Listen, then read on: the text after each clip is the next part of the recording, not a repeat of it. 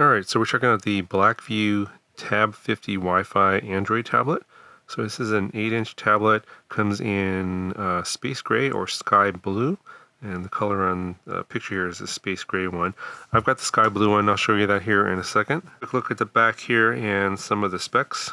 It's powered by Android 13, I think it's the latest version.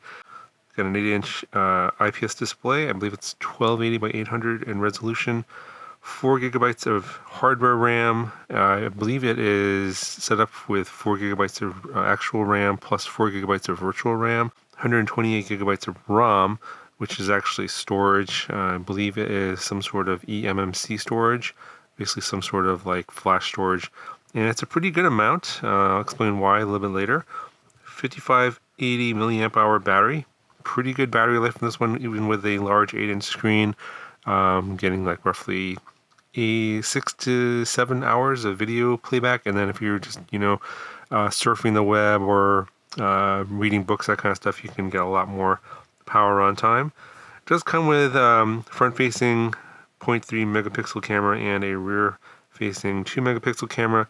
They're both pretty terrible, so I'm not going to get into the camera too much, but this is a tablet, not a smartphone, so I'm not really sure why they keep including these terrible cameras on these tablets, but they apparently keep doing that. I wish they would stop doing that and just, lower the cost of the tablet some more.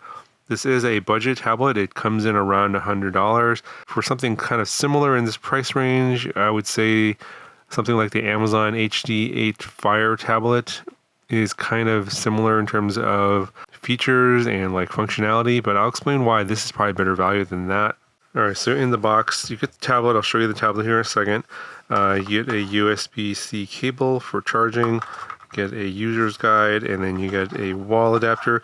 This one here I think is either European or Chinese in terms of the plug. It doesn't come with an adapter. I was told they sent this because these are review samples, and if you go to the website and order, you can pick the plug for your region, and it'll come with the correct one for your region. Alright, so here's a look at the tablet itself. A very shiny screen. It does come with a plastic screen protector. You can kind of see right here. It's pre-applied. You don't have to apply it yourself, so it is a clean application. It does protect the, I guess it's glass that's underneath there. Not sure what it is exactly in terms of whether it's one of the Corning type of, Gorilla Glass or anything like that. That wasn't specified anywhere in the specifications. But this plastic screen protector does work pretty well to protect that. In terms of the build, it's typical budget build here. It's all plastic. This is the sky blue color, and there's the rear-facing camera and flash. I'll put the dimensions here up on the screen as what it is. It weighs 355 grams, so it's a little on the, I wouldn't say it's super heavy, but definitely heavier than most of your smartphones. You got your power on switch here, lock button switch here, and your volume rocker. On top, you have a 3.5 millimeter headphone jack. I haven't seen one of those in a while. You have a micro SD card slot here. You can put a card up to 1 terabyte if you want additional storage. 120 gigabytes is plenty for something like this, unless you want to store a lot of like media and stuff like videos, that kind of thing, photos. You can store that on here and have that accessible easily on this tablet. And then you have a USB-C port there for charging. Nothing on this side. And then on the bottom, you have 2 speakers. There's one over here, one over here. Pretty loud, but since the sound only comes out of one side and not the other, it's mono and not really stereo. And I'll play the sound for you a little bit later, but the audio isn't the best. It's pretty loud, I'll give you that, but the clarity isn't the greatest, but you'll listen to that a little bit later. The screen is fairly bright. It does have decent viewing angles. The screen's very reflective. It's a fingerprint magnet, so I've already wiped all the fingerprints off, but when it is like clean like this, you can see there's some fingerprints on here. Very, very shiny and reflective. So you may want to replace this with a matte screen protector if you are looking for something not so reflective, but it's got okay viewing angles. It is an IPS display, so for the money, it is pretty reasonable. So this is running basic Android 13 with a basically it's like a skin. It's called Doki OS version 3, and it's basically stock Android. There's not a whole lot of apps on here. It's there's like not a lot of bloatware. There are a few games. I did install a few games myself, and just for demo to show you, how the performance was. But basically, you get most of your standard Google apps and a couple of games, and that's pretty much it. So the 128 gigabytes of storage is pretty much there, for whatever you need to use it for. And of course, it comes with all the standard Google apps, the Play Store, YouTube, etc., YouTube Music, stuff like that, Google Maps. All that stuff is included. So one of the things about this skin or this interface that is unique about this that I haven't seen elsewhere is the fact you can do this sort of split screen thing where you can do like one app on top and one app in the middle. I believe you can adjust the size here as well. So like, for example, I've got the Chrome browser here on the bottom, and just again, if you want to see the specs of the Tab 50, here's some of the specs here. I was looking that over, and you can play like a video, like YouTube here is up on top.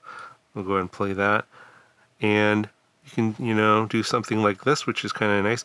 One of the nice things about a tablet is you have a really large screen. For some of those of you guys that can't read things on those tiny smartphone screens and want something a little bit bigger, this is definitely something to check out, especially since it only costs about $100.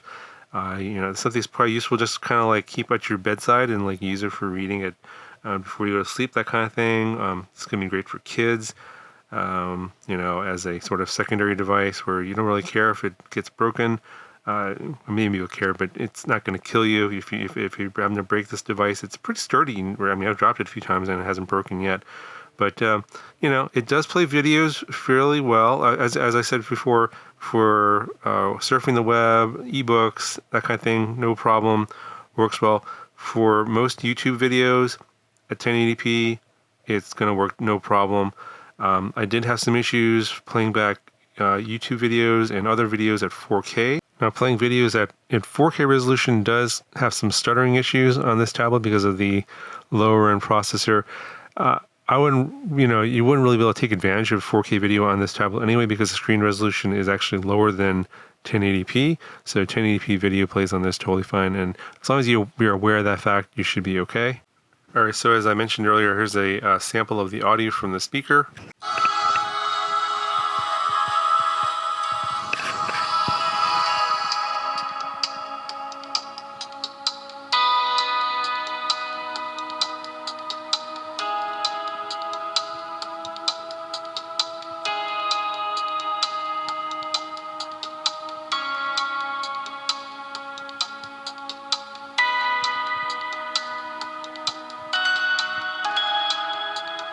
So that was on the lowest volume setting.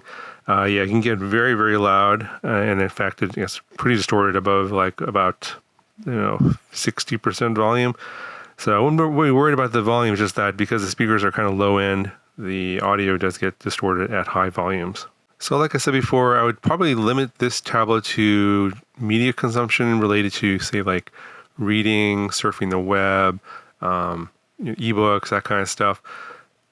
Some light video consumption is going to be fine at 1080p.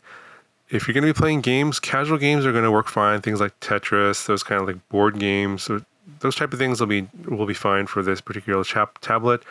More intensive games with a lot of high intensity graphics. If you're looking for something like high end gaming, this is definitely not for you. You're going to probably want something quite a bit more expensive to deal with the graphics requirements on some of the high-end games. So if that's what you're looking for, definitely steer away from this tablet.